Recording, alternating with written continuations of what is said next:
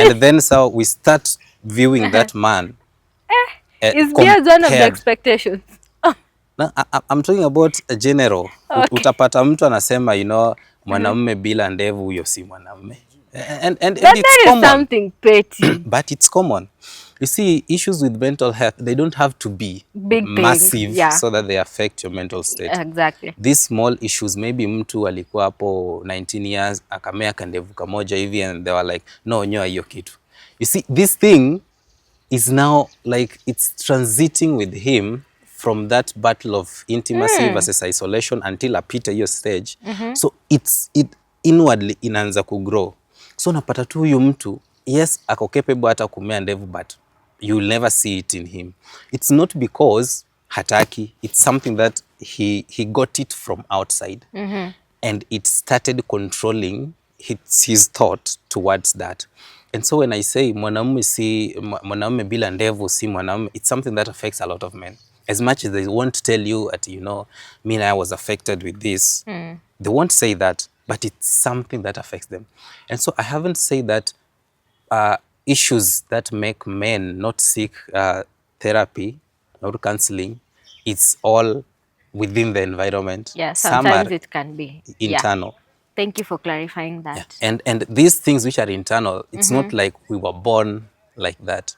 They're internal because we were born in an environment that shaped us to identify those issues as part of us. And so we grow. Saizi unaweza ambia mwanamume, si lazima ukue na do ndio ukue mwanamume. Yes, he will accept that, but he will find it hard to put that into practice. Still akisota, he will feel like a lesser man or something like that. Yeah. So for the few cases you've handled, what is that one thing that is common across all cases when it comes to men? When it comes to men's mental health, something that's common, I can say expectation in regards to the people Versus reality. they are living with, actually. Yeah, so you find that this male human being or this man is living towards the expectation that is placed in his way. And so he feels like he has to walk through that path to be a man. And so those expectations, they're the one now result to specific mental issues. They can lead to depression, stress, they can lead to anxiety, paranoia, or anything. These expectations, they're the ones that even make this specific person to act or behave in a specific manner. And you can realize that expectation depends. Maybe you are wife to someone else, what you expect. Kwa mwanaume wako is not the same way the other person expects. But what you expect can be broader compared to what that man can really handle.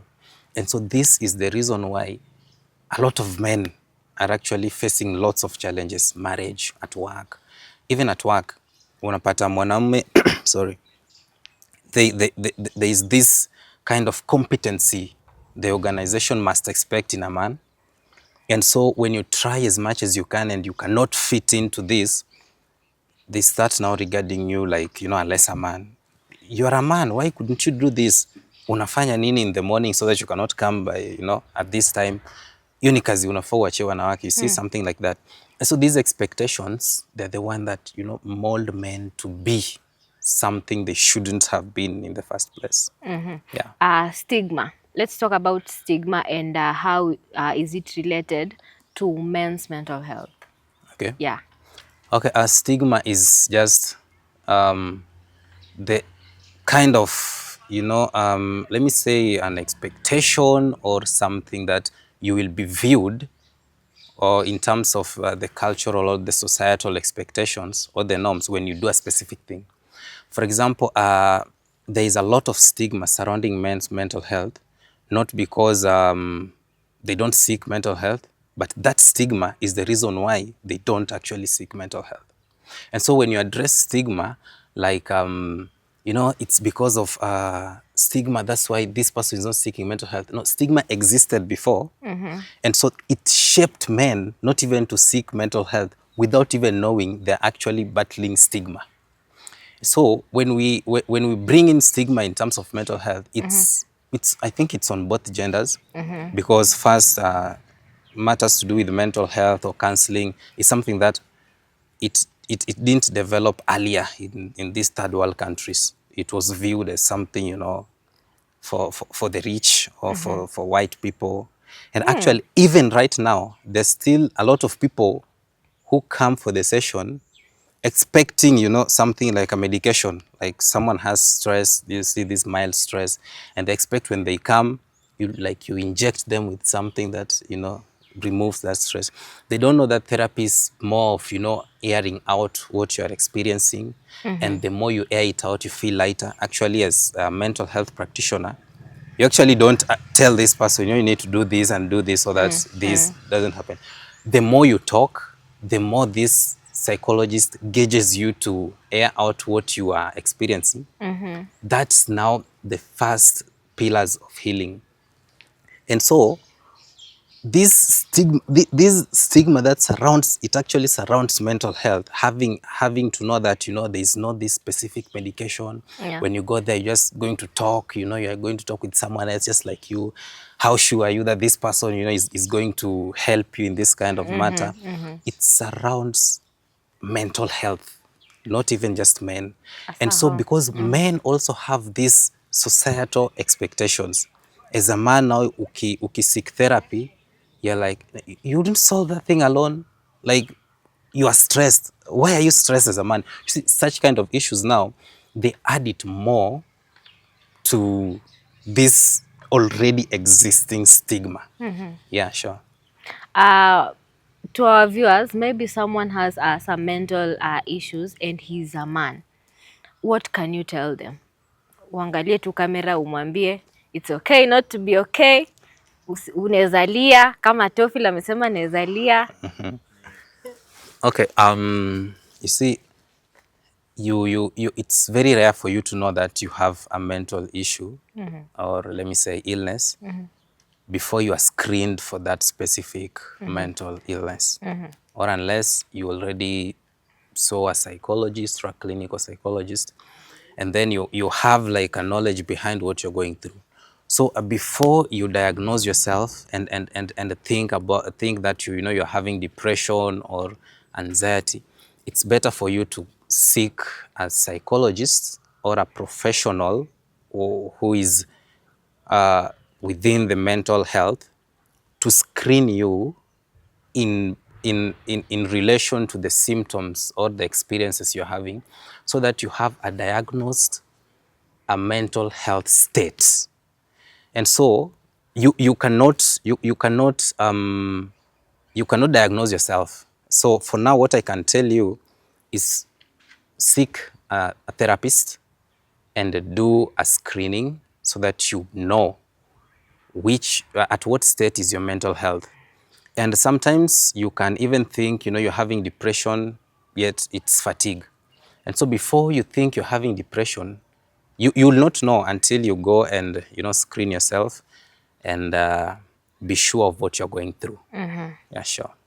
You've talked about societal expectations. So what are some of the measures that can be taken at the community level to ensure that we break this stigma and ensure that more men speak up and seek help? Okay, thanks for that, actually.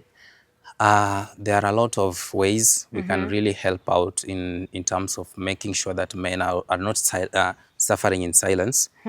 And the first thing is creating more awarenesses. It's as much as we do try to create a lot of awarenesses, it's still, we can't say it's enough. Yeah, we can't say it's enough. And we need still to go at the grassroots level, to the villages, to the border groups, to the markets, not, having these conferences in kind of an hotel, and we call that an awareness. People who are going to be there are actually professionals or some people who, Yeah. yeah. So we need to do a lot of grassroots awarenesses in terms of mental health. And as much as there are a lot of these empowerments that, surround ladies, we also need to have those empowerments towards, men. Men are left out because, a man can, there is this analogy that, a man can struggle and, mwanaume ni kustruggle. And so a lot of, actually I can say around 60 plus organizations, there is this neglect that one exclude men. And so men are trying to struggle in silence, not because that's how they are, but because there are very less initiatives that actually can help in terms of helping men, to be not the perfect kind of men the society actually demands of them. And also we have a lot of, we can do right now, a lot of people are, using stuffs online. And so there are these websites that we can actually create as much as we do grassroots and in-person awarenesses, we can also do online and through this social media platform, Facebook, TikTok, or even just creating a website, more and more websites that, addresses such kind of issues, so that everything we address, anyone can get it anytime. Yeah, sure. As we wrap up, maybe you can tell us a vision or a world you want to see when it comes to men's mental health. A vision that, or something that I would want to see maybe in the near future is the men, opening up the same way ladies are. Because, a lady will cry, will tell you something is wrong, will tell you, no, today I'm not coming to work because, I'm experiencing this and this.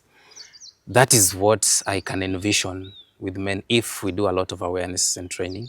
Because, a man will still come to work whether he's battling whatever. And so you'll just realize this with his competency or performance. But thank God that today we are living in a world that there are a lot of organizations who are trying to, encompass this field of mental health. It's not the same as, 10 years ago, where if you say you're a psychologist, people still wonder, They'd be what like, what are oh, you doing? You talk to people so that what happens, And so right now we're in a world that mental health actually is trying to be lifted.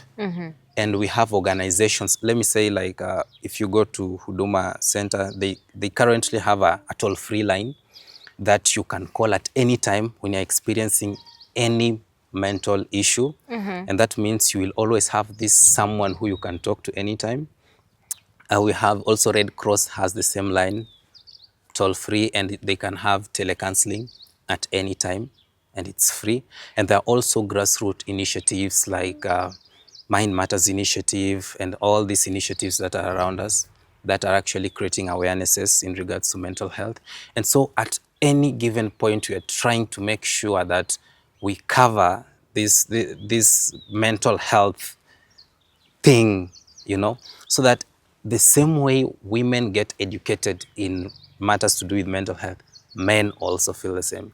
See, when we focus more on men, it will reach a point where, women will start having the same experience men are having right now. But when we address this thing the same way, because mental illness, it's not gender-based. The same way a woman will have a depression is the same way depression can, you can find depression in a man. And so we are having this kind of initiatives, organizations now like this one, or any NGO, that you must find that there is this docket of mental health, in, independent even from what the organization is doing. And so if we continue employing these mental health practitioners, having these initiatives, having toll-free lines, we are actually developing a WhatsApp-based AI that can help in psychoeducation. And so people can access this kind of AI at any given point, and it can do referrals to specific mental health practitioners. So if we continue with that, we only give ourselves, some little few years, and mental health will be mental health to both women and men. just a quick one before we say bye to our viewers. At the household level, do you think ama itakuwa right nikisema if the male or maybe the father in that house has a mental issue, will it affect the whole family, ama do you think it has a negative influence towards the female members of that household? Like, is it related in any way? Yeah, sure. It's related. You see, even the woman in the house, when the woman is having an issue mentally, it will be evident. You see, mental issue is something that you can only keep it. You can only enclose it for a specific given time. It's something that grows. It's something that grows, and at one point it will explode. And so the same way when a woman is having an issue inside the house, the kids will know, the man will know. Men, when they're having issues, they'll just try, to enclose this issue with them. And now that's the wrong turn. Because at one point or another, it will explode. And that's why you hear these cases where, a man, these cases of homicide in relation to men, a man ameua mtoto na the wife. It's not because the guy just thought that day and, took a knife. It's something that it has been there, but ni kama tu pressure cooker. Umejaribu kuifinyilia, Kalipuka. but at one point, you won't have the energy to actually kuifunika, italipuka. And so when someone is having a mental issue inside the house, there's this acquired trauma, compassionate fatigues. So someone will acquire that trauma that you're having, not because he or she experiences that, but because you experience that and you are in a close relation with this person. And so there is this concept of acquired trauma. And I'm telling you, this other person will also go to therapy. Not because when you're healed, this person is also healed. Now this person will go to another independent therapy because of such cases. Yeah. Sawa sawa. Thank you, Mr. Peter. Sure. And to our viewers, keep the conversation going. If you have any question, if you have any comment in relation to men's mental health, feel free to reach out. Our very own Brandy will be there to help you and to assist in any way possible. Feel free to reach out. Don't forget to share, comment, and subscribe. See you again in the next episode. Bye.